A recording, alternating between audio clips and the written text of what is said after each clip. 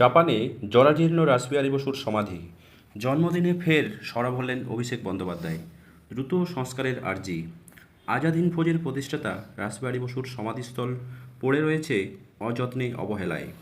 সর্বদলীয় প্রতিনিধি দলের হয়ে জাপানে গিয়ে সেই জীর্ণদশা দেখে সরব হয়েছেন তৃণমূলের সর্বভারতীয় সাধারণ সম্পাদক অভিষেক বন্দ্যোপাধ্যায়। রাসবিহারী বসুর জন্মদিনে ফের বিষয়টি নজরে আনলেন অভিষেক।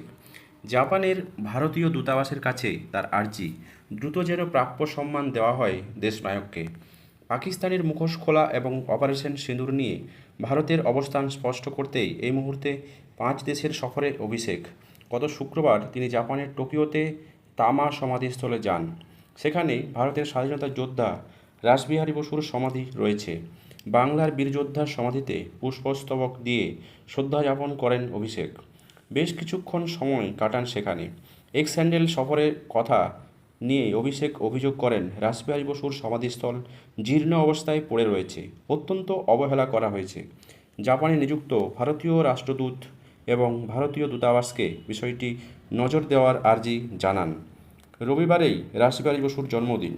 বীর স্বাধীনতা সংগ্রামীকে শ্রদ্ধা জানিয়ে তার সমাধি সংস্কারের বিষয়টি আরও একবার তুলে ধরলেন অভিষেক। তৃণমূলের সর্বভারতীয় সাধারণ সম্পাদক বলেন, বাংলার বীর সন্তান যিনি দেশের জন্য নিজের জীবনকে উৎসর্গ করেছেন, সেই রাসবিহারী বসুকে জন্মদিনেই শ্রদ্ধা জানায়। দূরদৃষ্টি সম্পন্ন দেশপ্রেমিক ভারত ও জাপানের মধ্যে সেতু বন্ধনকারী কাজটি তিনি করেছেন। এরপরেই অভিষেক বলেন, তামা সমাধিস্থলে তার সমাধিতে শ্রদ্ধা জানাতে সুযোগ পেয়েছি আমি। আমার জন্য ওই মুহূর্তটা ভীষণ আবেগের এবং একই সঙ্গে উদ্বেগের। ওর সমাধিস্থলে জরাজীর্ণ অবস্থায় পড়ে ভারতের বীর সন্তানের প্রতি এটা ঘোরতর অন্যায়। অভিষেক জানান, ইতিমধ্যেই বিষয়টি জাপানের ভারতীয় দূতাবাসের নজরে এনেছেন। জাপানের ভারতীয় দূতাবাস সিবি জর্জকেও বিষয়টি জানিয়েছেন। অভিষেকের আর্জি, এই সমাধির সংস্কার করে বাংলার বীর সম্মানকে যথাযথ সম্মান দেওয়া হোক। এটাই ছিল অভিষেকের আবেদন।